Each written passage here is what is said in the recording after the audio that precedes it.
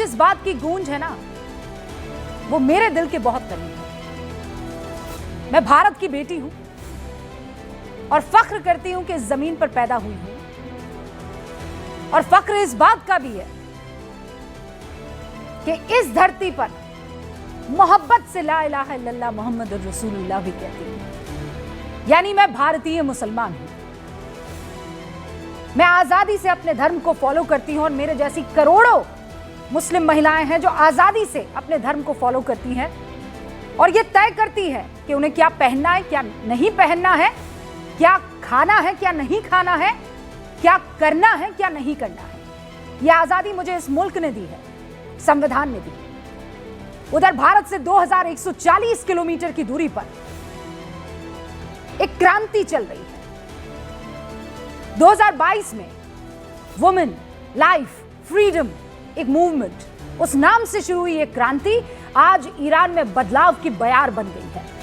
आज भले ही इस क्रांति के साथ महंगाई और बदलाव का नारा जुड़ गया हो, लेकिन इसके मरकज में, इसके सेंटर में जो बदलाव की तपिश है, उसकी धधक आपको इस तस्वीर में दिखाई दे रही है। महिलाओं पर जबरदस्ती थोपी गई पर्देदारी आज ईरान जिस बदलाव की आग में जल रहा है, उसकी पहली चिंगारी कोई अगर है तो महिलाएं। महिलाओं के आत्मसम्मान की लड़ाई वो पहली चिंगारी है। और आज ईरान में क्रांति का चेहरा महज एक महिला की तस्वीर नहीं, ऐसी सैकड़ों महिलाएं जो सड़कों पर उतर आई है, अपना लिबास बदल कर वो कह रही हैं हम क्या चाहें आजादी। ये महिलाओं की जो तस्वीर है, ईरान के सुप्रीम लीडर की तस्वीर की आग से सिगरेट जलाती हुई वायरल होती तस्वीर है। कहने वाले कह सकते हैं कि ये नैतिकता का तकाजा नहीं है। हाँ, सही बात है। आप में से कई ऐसे लोग हैं जो इसे नापसंद करेंगे। हम भी ये कह सकते हैं कि ये तरीका जायज नहीं लगा। लेकिन जब एक देश की आधी आबादी उसको जबरदस्ती जकड़ने की कोशिश होती है, उसके पैर को कैद कर दिया जाता है, उसके पंखों को कतर दिया जाता है, तो वो कसमसाहट ऐसी ही तस्वीरों में सामने आती है और आजादी की फिर वो नायिका बन जाती है। महसा अमीन, अहू दरियाई, गुलरख इब्राहिमी, अमृता बासी और अब मोटेसियो एडम्स, ये वो चेहरे हैं जो हर हथकंडा अपना रही हैं उस रूढ़िवादी सोच को कुचलने के लिए, अपनी जिंदगी को बेहतर बनाने के लिए। ईरान में महिलाओं की क्रांति की ये तस्वीर आप ध्यान रखिएगा, क्योंकि अब मैं हिंदुस्तान की तरफ आ रही हूं। ईरान के 1930 वाले दौर को याद दिलाते हुए मैं हिंदुस्तान आ रही हूं। ये वो दौर था जब रेजा शाह पहलवी ने महिलाओं को खुद की मर्जी के पहनावे की आजादी दी। 1930 के दशक में बुर्के और पर्दे पर प्रतिबंध लगा दिया। और फिर आया 1979 का वो दौर जब ईरान में इस्लामी क्रांति होती है और सत्ता में फिर आयतुल्लाह खुमैनी आते हैं। महिलाओं के लिए हिजाब फिर कंपलसरी हो जाता है। एक झटके में 49 साल की आजादी धर्म के नाम पर काले लिबास में ढक दी जाती है। लेकिन जैसे हर रात की सुबह होती है, वैसे ही हर जबरदस्ती के थोपे गए फैसले के खिलाफ क्रांति होती है। और इसीलिए उस फैसले के 47 साल बाद फिर ईरान की महिलाएं अपने हक के लिए सड़कों पर उतरने लगी हैं। अब आइए आप हिंदुस्तान, मुझे ये सब बताना आपको बहुत जरूरी था। ईरान की महिलाएं 1979 से पहले वाली आजादी चाहती हैं, और हमारे यहाँ के कुछ ऐसे विचार हैं जो चाहते हैं कि इस देश में वो 49 साल पहले जो ईरान में किसी मुस्लिम मुल्क में हुआ करता था, वो यहां होने लगे आने वाले समय में। क्या पीछे चलने वाली सोच। वोट बैंक के लिए बेचैन नेता और नैतिकता का खेल खेलने वाले ये तथाकथित मौलानाओं की तिगड़ी संविधान के सहारे बुर्के और बुर्के वाली सोच को थोपने की कोशिश कर रही है। मुझे कोई दिक्कत नहीं है, जिसको जो पहनना है वो पहन ले। भारत का संविधान उसे ये बात और इसकी आजादी देता है, लेकिन इसके पीछे की सोच को समझिए। भारत में हर किसी को अपने हिसाब से कपड़े पहनने की, भाषा बोलने की, धर्म को मानने की आजादी है। लेकिन महाराष्ट्र निकाय चुनाव में एआईएमआईएम के चीफ असद ओवैसी सोलापुर में जो कहते हैं, जो सपना दिखाते हैं कि एक दिन हिजाब पहनने वाली बेटी इस देश की प्रधानमंत्री बने। बाबा साहेब अंबेडकर के संविधान में भारत का कोई भी नागरिक प्रधानमंत्री बन सकता है मिस्टर ओवैसी, कोई भी मुख्यमंत्री बन सकता है, कोई भी मेयर बन सकता है। लेकिन इस बात से मैं सहमत नहीं हूं कि आप सिर्फ और सिर्फ किसी बुर्के वाली को, किसी हिजाब वाली को देश की प्रधानमंत्री की कुर्सी पर देखना चाहते हैं। मैं इस बात पर यकीन रखती हूं जो आप कह रहे हैं कि कोई भी बन सकता है। हां, कोई भी बन सकता है, कोई भी नागरिक राष्ट्रपति, प्रधानमंत्री, मुख्यमंत्री, मेयर बन सकता है, लेकिन बड़ी ही चालाकी से संविधान की आजादी को ओवैसी साहब एक शर्त के साथ थोपने की आप कोशिश ना करें। ये चालाकी इतनी समझदारी से इस्तेमाल की जाती है कि ऐसा लगता है कि मुस्लिम महिलाओं के हक की बात तो भैया यही कर रहे हैं, लेकिन एक समाज के तौर पर क्या मुस्लिम महिला होने का मतलब हिजाब है? क्योंकि हिजाब को मुस्लिम महिलाओं की पहचान बनाने की कोशिश की जा रही है। क्यों भैया? जो हिजाब पहनेगी वही मुसलमान होगी, जो नहीं पहनेगी वो मुसलमान नहीं है। ओवैसी साहब कह सकते थे कि एक ला इलाहा इल्लल्लाह मोहम्मद रसूलुल्लाह कहने वाली महिला देश की प्रधानमंत्री बनेगी, कलमा गो मुख्यमंत्री बनेगी, मेयर बनेगी, लेकिन क्या कहा? हिजाब वाली महिला। वाह! सवाल यह है कि क्या बेगम खालिदा जिया मुसलमान नहीं थी? बांग्लादेश की प्रधानमंत्री बनी, मुसलमान नहीं थी? वो तो हमेशा साड़ी में दिखी है।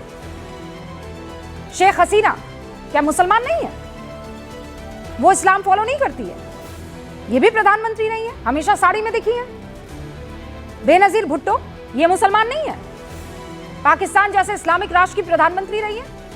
कहां है हिजाब? सलवार सूट पहने हुए हैं।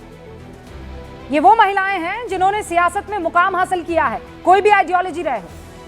अपने धर्म को सर माथे पर उठाकर घूमी है, ये भी सब अपनी परंपरा के साथ आगे बढ़ी है। कहां है काला बुर्का? कहां है वो शटल बुर्का? ये सब की सब मुसलमान हैं कि नहीं है? और मुस्लिम बहुल राष्ट्र की राष्ट्राध्यक्षा रही है। इसीलिए मुस्लिम महिलाओं को हिजाब के साथ जोड़ने की जो चालाकी है वो यहां हिंदुस्तान में तो नहीं चलेगी, ये बहुत हल्की है। ओवैसी साहब इस बयान के बाद सियासी हंगामा खड़ा करना चाहते थे, हो गया, कोई कोर कसर नहीं छोड़ी। बीजेपी से लेकर कांग्रेस तक तमाम सियासी दलों को ओवैसी के हिजाब पर शर्त पसंद नहीं आ रही, थैंक गॉड नहीं आ रही। इसीलिए दिल्ली सरकार के मंत्री कपिल मिश्रा दावा कर रहे हैं कि बुर्के वाली जाग गई तो ईरान की तरह ओवैसी को बुर्का पहनकर भागना पड़ेगा। कांग्रेस की मुमताज पटेल उनके बयान को अतिवादी बता रही है। बीजेपी सांसद सुधांशु त्रिवेदी ओवैसी से सवाल कर रहे हैं कि पैगंबर मोहम्मद सल्लल्लाहु अलैहि वसल्लम के खानदान से सीधे उनकी वंशावली में शाह हुसैन और जॉर्डन का शाही परिवार आता है। उनके परिवार की कितनी महिलाओं को देखा है बुर्के में? ओवैसी की इस रूढ़िवादी सोच के खिलाफ सियासी बाजार गर्म है।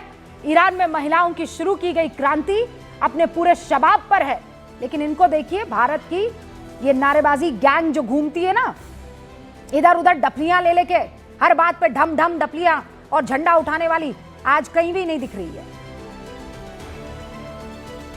आज कहीं से नहीं निकल रहा है, बोल के लब आजाद है तेरे, फैज की कविता याद है ना, अपना एंथम बना लेने वाली गैंग।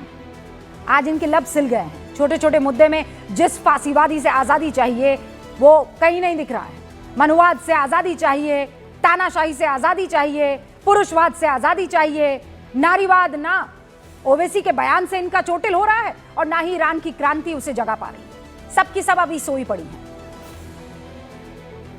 क्योंकि चीखो गैंग का दिल ना नैतिकता के हिजाब से जकड़ी महिलाओं को देखकर पसीजता है और ना ही उस मानसिकता को देखकर शर्मसार होता है जो मुस्लिम महिला का मतलब नकाब बना देते हैं या देना चाहते हैं। और ये इतने ढीठ है कि इन्हें ये सच्चाई परेशान नहीं करती कि कई मुस्लिम देश अब इस जबरदस्ती से बाहर निकल रहे हैं, तौबा कर रहे हैं।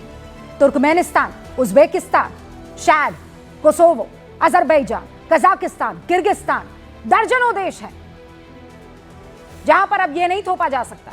बुर्के की बंदिश से अपने मुल्क की महिलाओं को आजाद इन्होंने कर दिया है।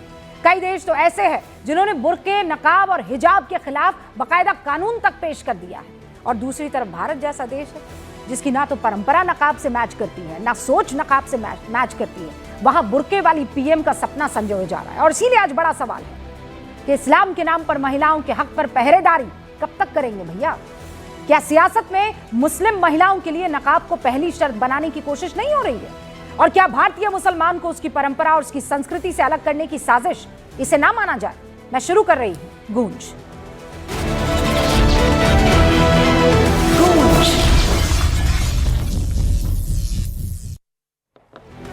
सारे खास मेहमान हमारे साथ जुड़ चुके हैं। आज तो सबसे इंपॉर्टेंट है, AIMIM के प्रवक्ता, मुझे बताया गया कि अभी तक वो जुड़े नहीं हैं। मैं इंतजार कर रही हूँ, आइए भैया आप जल्दी आइए। भारतीय जनता पार्टी के राष्ट्रीय प्रवक्ता अजय आलोक आपको स्क्रीन पर दिखाई दे रहे हैं। हलाला और 3 तलाक कुप्रथाओं पर अपनी आवाज बुलंद करने वाली वकील फराह फैज भी आपको दिखाई दे रही है और आपको समाजवादी पार्टी के राष्ट्रीय प्रवक्ता फराज किदवई साहब भी दिखाई दे रहे हैं। फाउंडेशन जो गरीब नवाज फाउंडेशन है उनके मौलाना अंसार रजा साहब इस वक्त आपको स्क्रीन पर दिखाई दे रहे हैं और हमारे साथ अंबर जैदी हैं जो मुस्लिम महिलाओं की आवाज़ बुलंद करती हैं और जैसा मैंने आपको कहा AIMIM के राष्ट्रीय प्रवक्ता आदिल हसन साहब मुझे नहीं दिखाई दे रहे, मैं उनका बेसब्री से इंतजार कर रही हूँ। मौलाना अंसार रजा साहब, शुरुआत आपसे कर रही हूँ। ये हिजाब वाली महिला PM बनेगी, मुझे कोई दिक्कत नहीं है। इस देश में कोई भी महिला प्रधानमंत्री बन सकती है, उसे ये हक हासिल है। लेकिन ये जो आपने प्री रिक्विजिशन डालने की कोशिश आपने, मतलब असद ओवैसी और कई ऐसे कथित लोग हैं जो अपने आप को कहते हैं कि हम ही इस्लाम के पैरोकार हैं, बुर्के वाली से क्या मतलब है?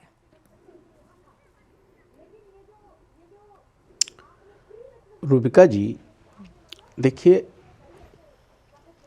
आप पहले एक बयान याद कीजिए। पाकिस्तान का जो आर्मी चीफ है जिसका नाम आसिफ मुनीर, हम तो उसको दहशतगर्द कहते हैं, उसका एक बयान आप चलाइए अगर आपके पास इस वक्त मौजूद है कि जब तक हिंदुस्तान में हिंदू मुस्लिमों में हम डिवाइडेशन नहीं करेंगे पाकिस्तान को सुकून नहीं मिलेगा। और आज पूरी तरीके से हमारा मुल्क उस रास्ते पर चल निकला है कि एक आदमी मुसलमानों की बात कर रहा है, एक आदमी हिंदुओं की बात कर रहा है, देश की कोई बात करने को तैयार नहीं है। एक आदमी चुनाव लड़ता है, नारे तकबीर अल्लाह हो जो कि मजहबी नारा है, उसको सियासी महफिल में नहीं लगाना चाहिए लेकिन लगाया जाता है। एक पार्टी उठती है, वो जय श्री राम जो प्रभु श्री राम का पवित्र नाम है, उसको राजनीतिक तरीके से इस्तेमाल किया जाता है। तो आपको इस पर गौर करना पड़ेगा कि हमें किस तरीके से बांटा जा रहा है। जहाँ तक सवाल बुर्के वाले का है, बुर्की वाली प्रधानमंत्री बनेगी, मेयर बनेगी, कौन बनेगा कौन नहीं बनेगी देश की जनता तय करेगी। लेकिन बीजेपी का अगर कोई MIM का कोई जिम्मेदार प्रवक्ता है तो उससे एक सवाल ज़रूर कीजिएगा कि असदुद्दीन ओवैसी के दारुस्सलाम के पास की जो कॉन्स्टिट्यूंसी है ना, जहाँ से राजा सिंह जीत करके आता है, वहाँ पहले किसी बुर्के वाली को विधायक बनवा दीजिए, उसके बाद आप प्रधानमंत्री की बात कीजिए। मुसलमानों के नौजवान लोगों को भड़काना बयानों से वो आसानी से किया जा सकता है। चूँकि हिंदुस्तान मजहबी मुल्क है, हर आदमी को अपने अपने मजहब पर आज़ादी है जीने की, तो यहाँ लोग उस तरीके से भड़क जाते हैं और उसको बसा लेते चूँकि वो अपने धर्म की बेइज्जती नहीं चाहते हैं। हिंदुस्तान मजहबी कहाँ, वो तो मैं क्या कह रहा हूँ, दोनों तरफ से मजहब लोकतांत्रिक है लेकिन मजहब की आज़ादी है, मजहब की आज़ादी है, मजहब की आज़ादी है आपको। तो मेरे कहने का मतलब ये है कि ये इस तरह की बातों मैं ये कह रही हूँ मौलाना मनमर्जी की नहीं, जो संविधान इजाजत देता है उतनी, जो संविधान इजाजत देता है उतनी आजादी आपने ये बात तो सही पकड़ी, मैं उसी की बात कर रहा हूँ। ये जो चालाकी चल रही है, आप मुझे ये बताइए ना, ये क्या तरीका है? वहाँ ईरान में महिलाएं अलग ही रास्ते पर चल रही हैं और ये हमें पीछे की तरफ धकेलने की क्या साजिश है? मतलब क्या बताना चाह रहे हैं तमाम मुसलमानों को कि बुर्के वाली ही PM बनेगी, CM बनेगी? अभी देखिए, अभी क्या है, अभी इलेक्शन का माहौल है महाराष्ट्र का, अभी इस तरह के बयान और आएंगे। अभी जैसे आपने बिहार के चुनाव में भी देखा था, अब फिर बंगाल का चुनाव आएगा तो नई नई चीज़ें भी उसमें भी आएंगी। और फिर उत्तर प्रदेश सबसे अहम मुल्क है, अहम सूबा है, तो जहाँ से सबकी जो है वो सांसें अटकी हुई हैं। मौलाना साहब, फिर इसमें तो आएगा सियासत, अभी आएगा उत्तर प्रदेश में। मुझे नहीं, मुसलमानों का बड़ा दुश्मन फिर कौन हुआ? आप लोग तो फिर दुश्मन ऐसे ऐसे देखते हैं ना, कौन हुआ बड़ा दुश्मन, कौन हुआ? मैं क्या कह रहा हूं आपसे, देखिए, मुसलमानों से दुश्मनी सबने निभाई है और जब तक हमारा रब चाहेगा हमारा कोई बाल बीका नहीं कर पाएगा। हम अपने मुल्क में, भारत में, हिंदुस्तान में बहुत सुकून से रहते हैं, बहुत मोहब्बत से रहते हैं और हमें नाज है, हमें फख्र है कि हम अपने भारत में रहते हैं और हमें हर तरीके से खाने की, पीने की, उठने की, बैठने की आज़ादी है। उसके लिए देखिए मौलाना साहब, मैं बहुत प्रैक्टिकल लड़की हूँ, उसके लिए आपको देश के संविधान को थैंक यू कहना होगा। ठीक है, अल्लाह को मानने सलाम वाले, करता हूं संविधान अल्लाह को मानने वाले तो माशाअल्लाह से दुनिया में बहुत से मुल्कों में रह रहे हैं, लेकिन जो आज़ादी मुसलमानों को यहाँ पर है वो इसलिए नहीं है कि वो इस्लाम फॉलो कर रहे हैं, वो इसलिए है क्योंकि ये वतन उनको संविधान की आज़ादी देता है, संविधान उनको ये आज़ादी देता है। अब मैं आती हूँ, आदिल हसन हमारे साथ जुड़ चुके हैं। आदिल भाई, क्या बुर्के वाली PM बनेगी? क्यों? अस्सलाम वालेकुम। वालेकुम अस्सलाम व रहमतुल्लाहि व बरकातुहू। कि बुर्के वाली पीएम बनेगी और बगैर बुर्के वाली क्या करेगी? रोटियां पकाएगी?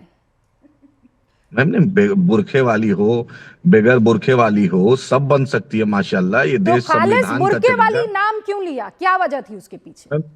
इसलिए नाम लिया कि उसको Sachar commission, Ranganath Mishra commission, Kundu commission, Mahmoodur Rahman report में वो बुरखे वाली के साथ जो ज्यादती हुई है, मुसलमानों के साथ ज्यादती हुई है। आपने देखा कर्नाटका में किस तरीके से भाजपा सरकार ने बुरखे में जो बहन मेरी मुस्कान जो कॉलेज जा रही थी उसको किस तरीके से बदतमीजी इन्होंने किया, और तो उसके चलते किस तरीके से पढ़ाई छूटा। हमने कोशिश की बुरखे वाले को भी सम्मान मिले। जब इस देश में वाले को भी सम्मान नहीं, आपने कहा इंशाल्लाह एक दिन बुरके वाली पीएम बनेगी। बुरके क्यों? बगैर बुरके वाली पीएम नहीं बन सकती है? अरे मेरी सोच कब तक आप लोग थोपेंगे? कब तक मुसलमानों को आप बरसों बरस पीछे धकेलेंगे ताकि आप लोगों की राजनीति चले?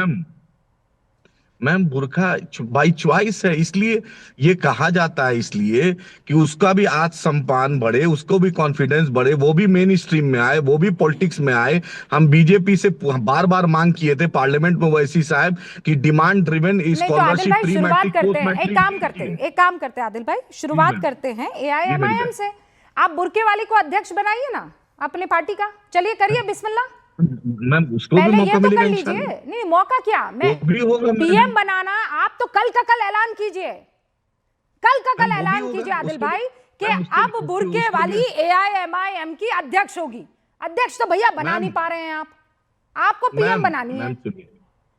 मेरी बड़ी बहन आदरणीय रूबिका लियाकत मोहतरमा, वो भी बनेगा, वो भी दिन इंशाल्लाह आएगा। घबराइए नहीं, हम पहले मेन स्ट्रीम में उनको लाना चाह रहे हैं ना। हम तो इसीलिए पहले घर पे ले आइए ना, मेन स्ट्रीम में बाद में लाइएगा, पहले घर पे ले आइए। बाजी बोलने दीजिएगा तो बोलेंगे। मैं तो कह रही हूँ आदिल हसन साहब, आप लोग क्यों हैं? मैं कह रही हूँ सारी बुरके वाली प्रवक्ता रखिए ना आप, शुरुआत माशाल्लाह खुद से कीजिए।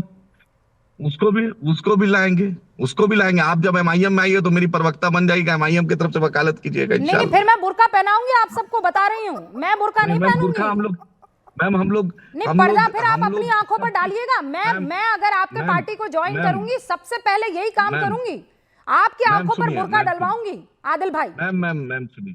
मैम सुनिए, मैं रूबिका जी, हम चाहते, इसका मतलब ये है कि हर तबके के लोग हिस्सेदारी लें इस देश में। दलित हो, पिछड़ा हो, अति पिछड़ा हो, महिलाएं हो, बुरखे वाली हो, सीमांचल का कोई लाल हो, कोई आदिवासी भाई हो, वो भी हिस्सेदारी ले, वो भी प्रधानमंत्री बने। इसका मतलब वो हम भी चाहते हैं कि मायावती जिस तरीके से आगे बढ़ी थी, चाहते थे दलित प्रधानमंत्री बने।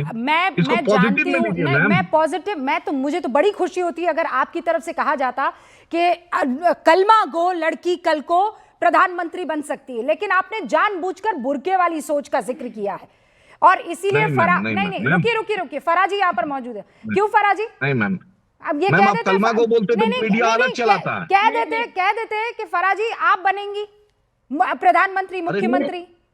दरअसल इनकी अक्लों पे पर्दा पड़ा हुआ है और इनकी अक्लें जो हैं वो बुरकों में कैद हैं। ये बुरकों से बाहर नहीं आ पाती। मुस्लिम महिलाएं तो कब की बुरकों से बाहर हैं और वो अपने लिए लड़ भी रही हैं, अपने लिए संघर्ष भी कर रही हैं, अपने हक की आवाज उठाना भी जानती हैं।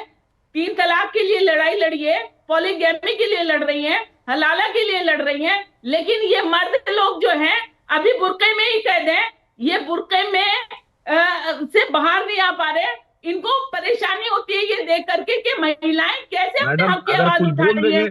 अगर कुछ बोल देंगे वकील साहिबा तो बहुत मिर्ची लग जाएगा, इसलिए अल्लाह के वास्ते हद में बोलिए।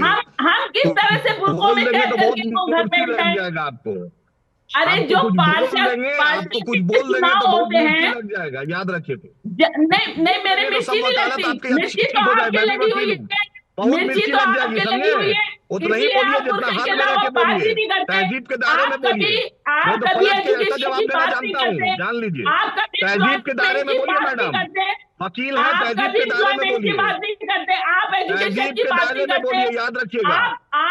अगर जानती नहीं है तो मत बोलिए, बिना जाने मत बोलिए।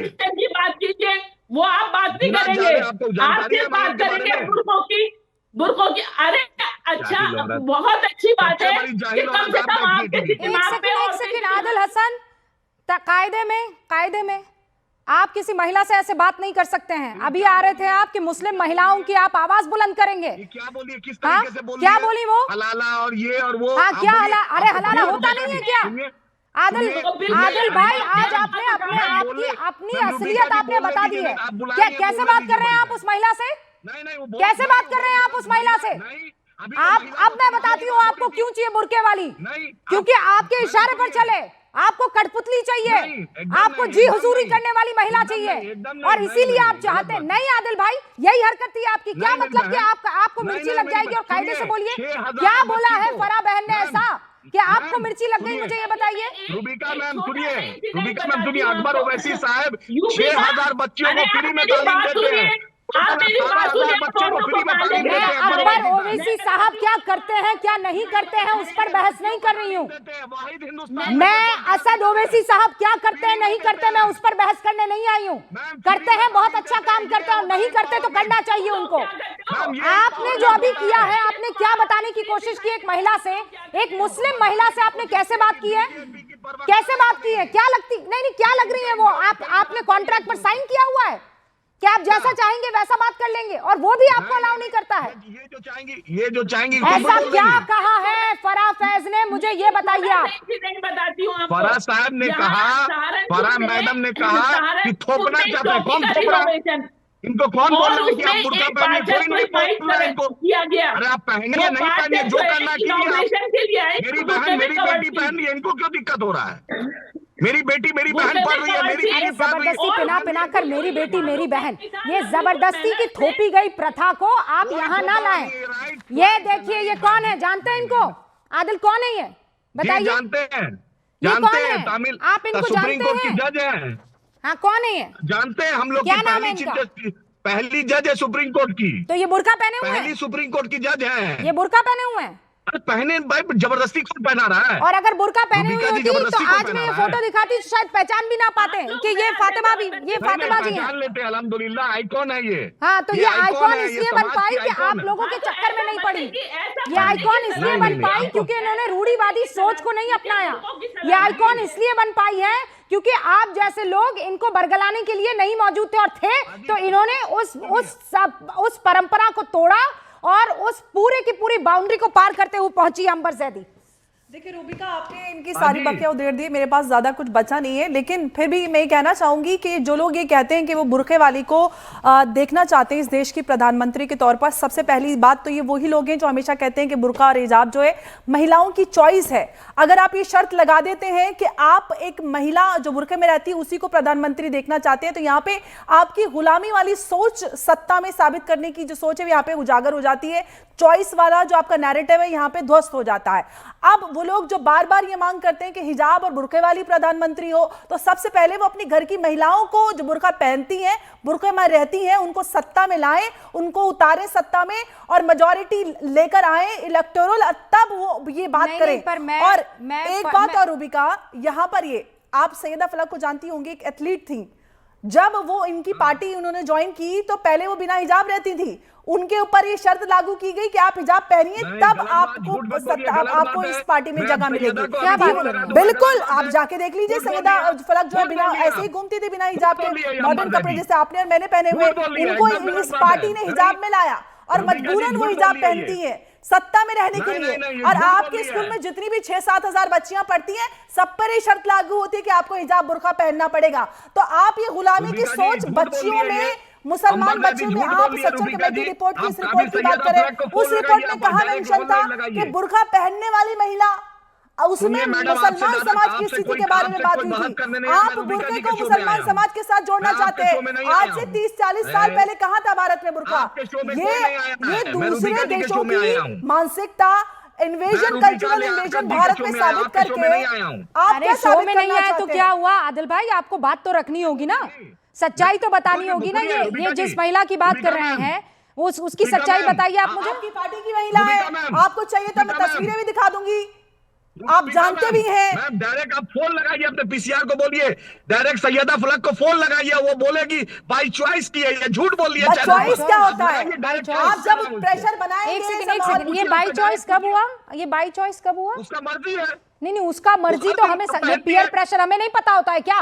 सोसाइटल प्रेशर हमें नहीं पता होता है? अभी आपने मुझे क्या कहा था कि रूबिका जी AIMIM में आइए, हाँ प्रवक्ता बनिए, और आपकी शर्त पहली क्या थी?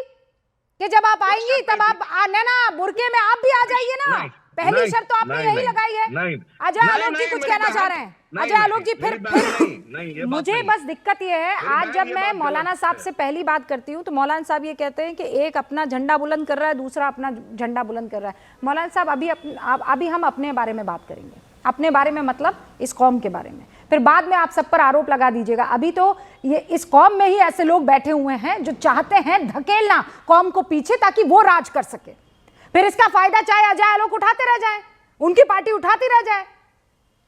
अजय जी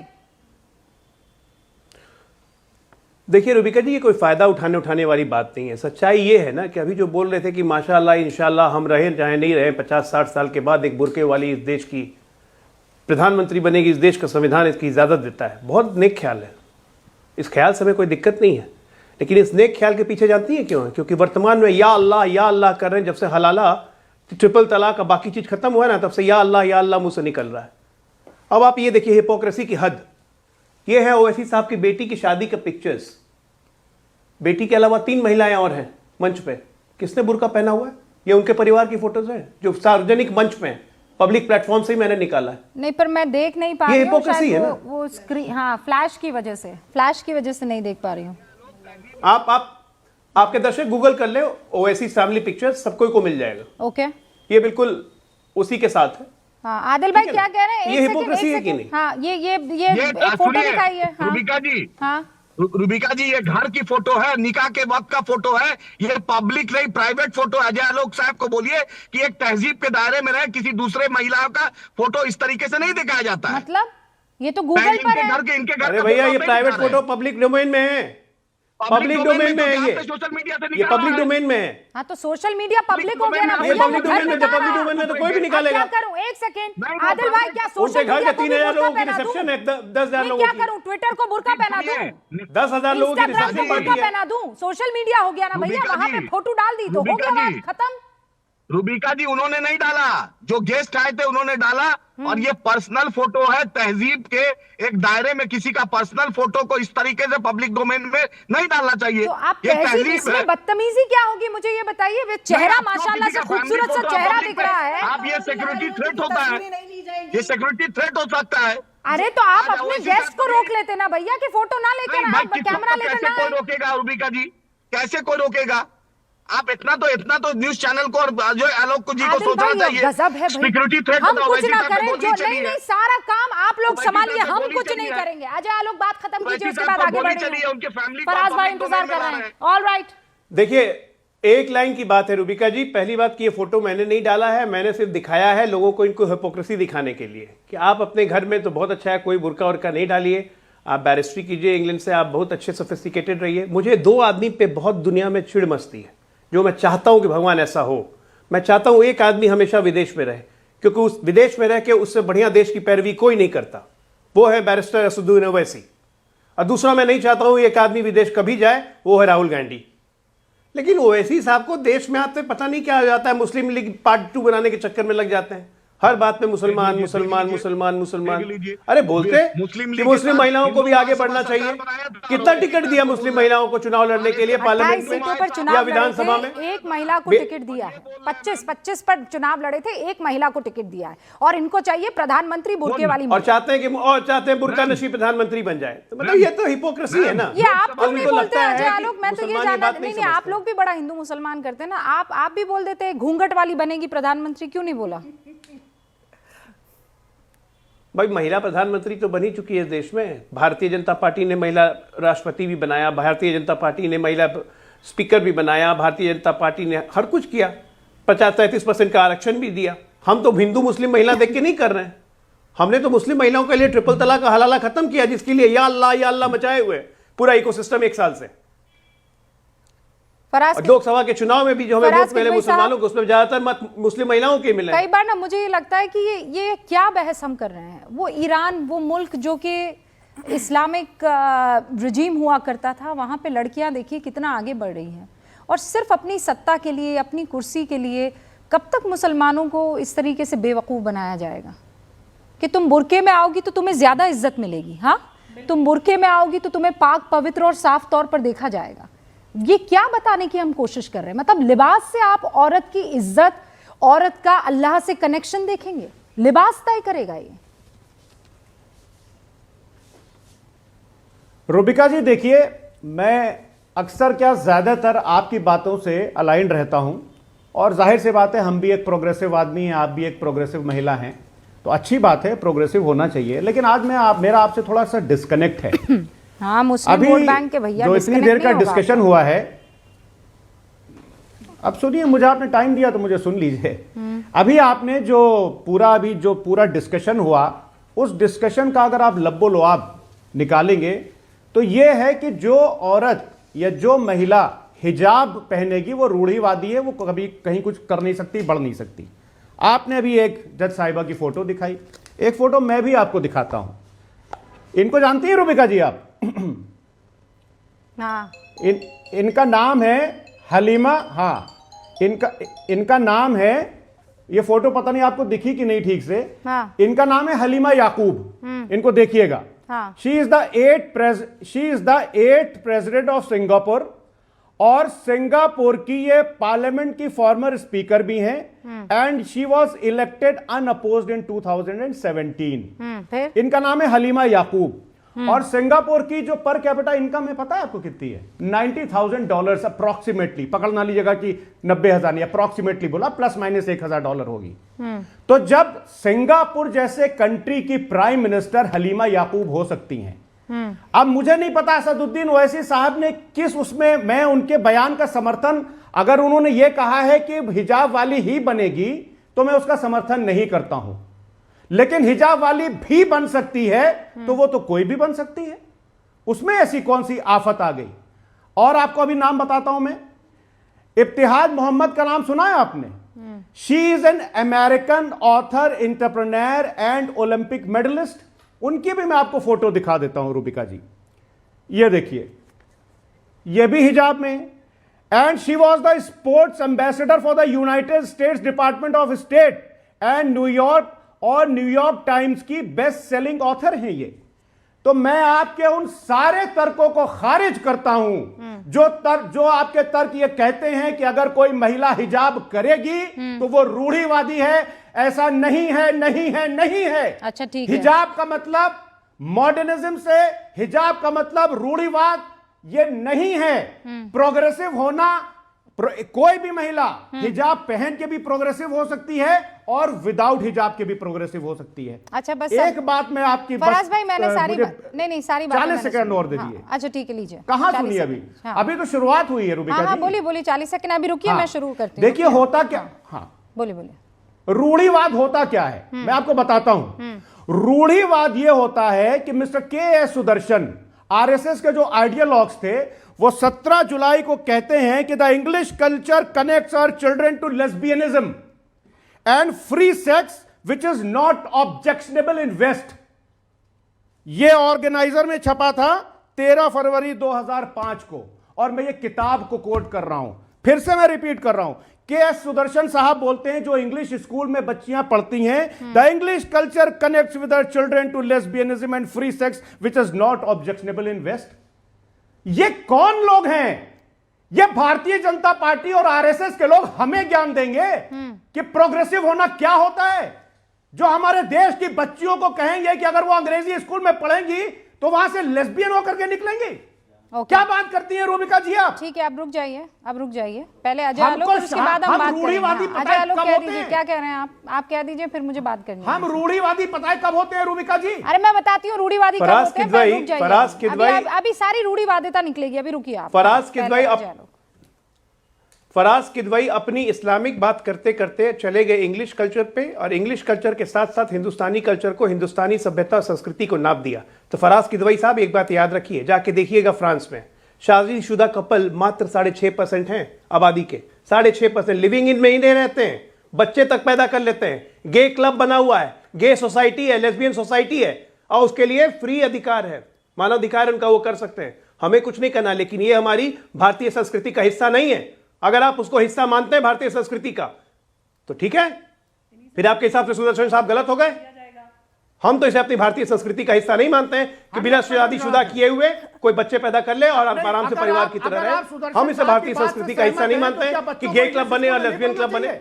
एक सेकंड, एक तो रुक जाइए, सुनिए 1 मिनट। एक बच्चों को स्कूल में डालना और पाश्चात्य सभ्यता दोनों में जमीन आसमान का अंतर होता है। हमेशा अपनी यही हिंदू होता है। सभ्यता संस्कृति को कहीं और कंपेयर करने की जरूरत नहीं है। Go out of context. 10,000 वर्षों का मैं इतिहास है हमारा। सुदर्शन जी पर और बाकी सारे बात बोले जा रहे हैं। ये कोई जितनी बुर्का भी पहना बहस देता है, है, कोई लेस्बियन बना देता है, लेस्बियनिज्म, ये गेइज्म, हाँ, ये सब, इस पर सब कभी और चर्चा कर लूंगी। मैं आज सोच समझकर जिस मसले पर चर्चा करने के लिए आई हूं उससे मुझे इतर मत कीजिए, आप इससे उससे इतर मत कीजिए। अब आप आपने बहुत जिसे कहते हैं ना चालाकी से आप मुझे इंडोनेशिया लेकर गए, फिर आप मुझे अमेरिका लेकर गए हैं। अरे बगल ही के पाकिस्तान की तस्वीर मैंने दिखाई आपको, हाँ, बगल ही के बांग्लादेश की तस्वीर मैंने आपको दिखाई। कहाँ है बुर्के में, मुझे ये बताइए। और बुर्का हमारा कब से, ये हिंदुस्तानी मुसलमानों का कब से पहनावा हो गया? रुकिए पहले मेरे साथ। नो फराज भाई, रुकिए। आपकी दादी बुर्का पहनती थी? फराज भाई सवाल का जवाब दीजिए। आपकी दादी Pakistan and Bangladesh can not be our role model. Oh please, Pakistan को रोल मॉडल आप मानिए, बांग्लादेश को रोल मॉडल आप मानिए। Don't scream. मैं भारत के मसलों पर आ गई तो फिर आप कहीं के नहीं रहेंगे। पहले मुझे बताइए, आपकी दादी बुर्का पहनती हैं? आइए आपकी दादी बुर्का पहनती हैं? कौन कहाँ का नहीं रहेगा। आपकी दादी बुर्का पहनती हैं, काला बुर्का पहनती हैं भारत के मसले पे। लेकिन जो सवाल का जवाब मैं चाह रही हूं उसका जवाब दीजिए, चीखिए मत। और अभी तो मैं भाभी पर भी आऊंगी। मुझे ये बताइए, आपकी दादी बुर्का पहनती थी कि चादर लपेटती थी? मेरे घर में ना कोई बुर्का पहनता है ना हिजाब करता है, लेकिन अगर कोई लियाकत हिजाब करेगी, वेरी गुड, वाह। मेरे घर में कोई बुर्का नहीं पहनेगा, मेरे घर में कोई हिजाब नहीं पहनेगा, लेकिन मैं बड़ी बड़ी फोटो दिखाऊंगा। इंडोनेशिया की राष्ट्रीय अध्यक्ष रही थी, बुर्का और हिजाब पहने महिला। मेरे घर की महिलाओं को आजादी, लेकिन तमाम कौम की महिलाओं को मैं कहूंगा बेटा इसकी जैसी बनना। मैं ये नहीं कह रही। नो रूबिका, सुनिए। आपकी दादी ने बुर्का नहीं पहना। नहीं, आप पूरी बात होने दीजिए। आपकी अम्मी ने आप पूरी बात होने दीजिए। मैं यकीन मानती हूँ कि भाभी भी बुर्का नहीं पहनती होंगी। और मैं जानती हूँ अगर आपकी बच्ची है, लेकिन तो अगर वो नहीं, आप इतने मॉडर्न किस्म के इंसान हैं कि आप अपनी बच्ची को भी पर्दे में नहीं रखेंगे, हिजाब में नहीं रखेंगे। तो आप प्लीज इस बात को मानिए कि ये सोच, ये पीयर प्रेशर आज के जमाने में नहीं चलेगा। Period sir. मत कीजिए कि वो ये हो सकता है, वो ये हो सकता है। बुर्के वाली ही क्यों? मुसलमान औरत का अगर नाम यहां आ रहा है तो वो बुर्के से क्यों हाइफनेट होगा, बुर्के से क्यों जुड़ेगा? सिंपल सी बात है। क्या अमरजैदी उतनी मुसलमान नहीं है जितनी बुर्के वाली एक महिला है? रोबिका, सिंपल सी बात यह है कि अगर मेरी वाइफ कहेगी कि मुझे हिजाब करना है तो मुझे कोई प्रॉब्लम नहीं है, क्योंकि आप एक अच्छे आदमी हैं। तो मुझे भी फराज भाई, आपको अपने पीयर प्रेशर का प्रॉब्लम नहीं है। राजनीतिक प्रेशर हो सकता है, लेकिन आप वैसे इंसान नहीं है। लेकिन ज्यादातर आप महिला, क्या मुझे जल्दी से फैज अपिया आप और अंबर आप बताइए, ये मुस्लिम महिलाओं के साथ दिक्कत क्या है, क्यों पहनना पड़ती है उनको हिजाब? देखिए, मैं कितनी सारी बच्चियों के साथ रूबिका काम करती हूँ और बहुत सारी बच्चियां जो है जो पीयर प्रेशर के चलते उनको बुर्का पहनना पड़ता है, जो गेटोज और मुस्लिम इलाकों में रहती हैं और उनको अच्छे मॉडर्न कपड़े पहनने का भी बड़ा शौक होता है। वो आती हैं ऑटो में, बस में, और जो पब्लिक टॉयलेट्स और बाथरूम्स होते हैं उसमें जाकर वो बुर्का उतारती हैं, क्योंकि उनको सबके जैसा रहना होता है, सबके साथ घुल मिलकर रहना चाहते हैं। लेकिन जब बुर्के के आधार पर एक महिला के, एक बच्ची का कैरेक्टर असैसिनेशन हो और उसको जज किया जाए कि अगर आप बुर्का पहनती हो तो आप जन्नत में जाओगी और आपका कैरेक्टर अच्छा है, और नहीं पहना है तो आप बहुत गंदी हो, आपका कैरेक्टर अच्छा नहीं है, तो यहीं से खत्म हो जाती है। चॉइस का मसला नहीं रहता। और अभी रूबिका, हमने उस पर प्रोग्राम भी किया था। आप ताहिरा सहरीन आफरीन को भूलिए नहीं, उनके पास कोई चॉइस नहीं थी। उनको बुर्का ना पहनने की वजह से उनको गाड़ दिया गया उन्हीं के आंगन में। फरापी जी, दरअसल क्या है कि इन्होंने एक जबरदस्ती का ये लवादा को जो है शरीयत से जोड़ दिया। अब इनका मानना ये है कि वही लड़की सही है, वही लड़की मुसलमान है, या वही शरीयत की पाबंद है जो बुर्के के अंदर कैद है। वो सिर्फ एक कैद है और कुछ नहीं। अगर मैं बाय चॉइस बुर्का ओढ़ती हूँ तो ये ठीक है, यहाँ तक ठीक है। लेकिन अगर आप उसको शरीयत के साथ कनेक्ट कर देते, यहाँ ये चीज गलत हो जाती है। और आजकल यही काम किया जा रहा है, जो मदरसे चल रहे हैं वहां पर यही सब चीजें हैं कि आप आइए बुर्के में कैद होकर के आइए, आप स्कार्फ ओढ़िए। अरे और हर बार ये नहीं होता। मैंने कई महिलाओं को फराह, मैंने कई महिलाओं को, आपने भी देखा होगा कि चूंकि वो उस इलाके में रहती हैं तो फिर एक पीयर प्रेशर बिल्डअप हो जाता है कि फला की बीवियां जो हैं ज्यादा इज्जत की निगाह से देखी जाती हैं, और वो जब जीन्स या कुर्ता सलवार पहनकर जाती है तो उनको ऐसे देखा जाता है कि ये क्या पहनकर है। मैं राजस्थान से ताल्लुक रखती हूँ। घूंघट जो है एक टाइम पर वहां पर आपका सबसे अजीम जो है वो गहना माना जाता था। वो घूंघट अब यहां से सरक कर यहां आ गया, जैसे जैसे औरतें और हालात मॉडर्न होते जा रहे हैं। और हमारा जो वो पर्दा है जो हम चादर लपेटा करती थी, वो अब शटलकॉक बुर्के में तब्दील हो गया। Backwards we are walking. क्या कर रहे हैं हम लोग? और सिर्फ इसलिए क्योंकि कोई भी आकर खड़ा हो जाएगा और कहेगा कि बुर्के वाली एक दिन देश की प्रधानमंत्री बनेगी। 47 डिग्री में उनको दस्ताने और उनको जुराबें पहनाई जाती हैं बुर्के के साथ में। वक्त की कमी है। देखते रहिए न्यूज़ 18 इंडिया। बहुत बहुत शुक्रिया आप सभी।